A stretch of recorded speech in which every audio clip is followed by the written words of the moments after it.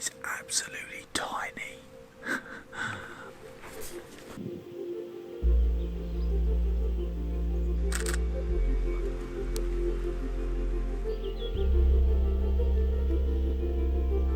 Oh, he's up on his back legs.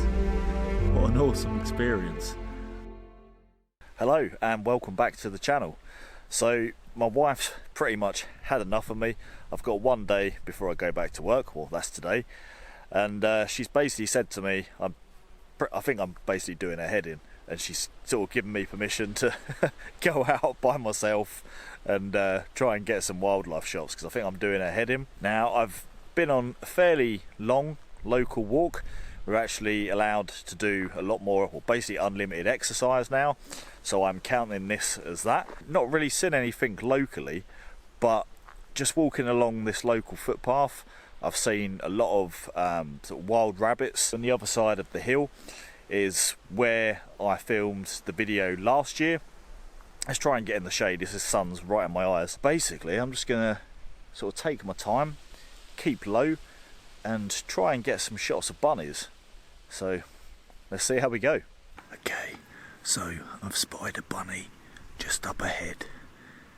It's absolutely tiny.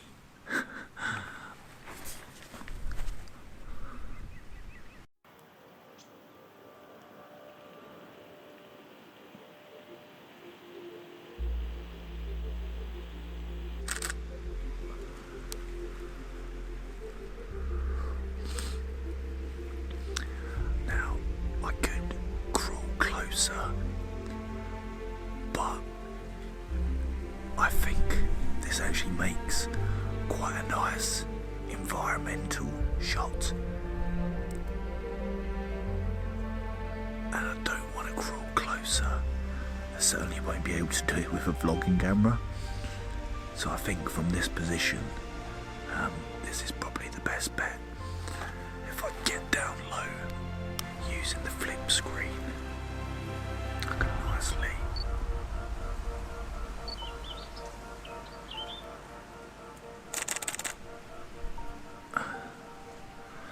nicely get a good composition by really blurring the foreground grass. Oh, he's up on his back legs.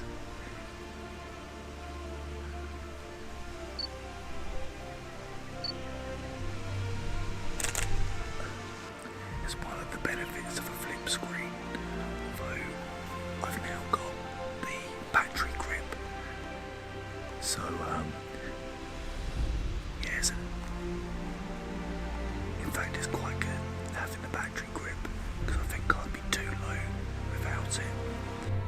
Oh, he's turned to run off. So I guess that goes to show you don't necessarily need a hide. Obviously it depends on the area that you're in. Where I'm at the moment is quite bushy, we're down like a narrow footpath, so it was quite easy for me to move into a position from when I first spotted him to be able to sort of get decent shots. But to be fair, I think just waiting here it would have been fine. So yeah, what an awesome experience. Yeah, let's carry on. I think the sun's now come out, so that's probably going to ruin the light, the nice soft lighting that I started with, but I'm pretty happy with the shots that I got. Oh god. So there's a few little sort of telltale signs that you've got bunnies local to you. Now normally you can see them running about, but the little burrows are pretty obvious. They're quite a telltale sign. They're obviously not as large as a badger or a fox's hole, and also the little sort of pellet droppings that they do. If you've ever had like a guinea pig or a rabbit, they leave really small bobbly sort of type poos, and that's another telltale sign that you've got rabbits.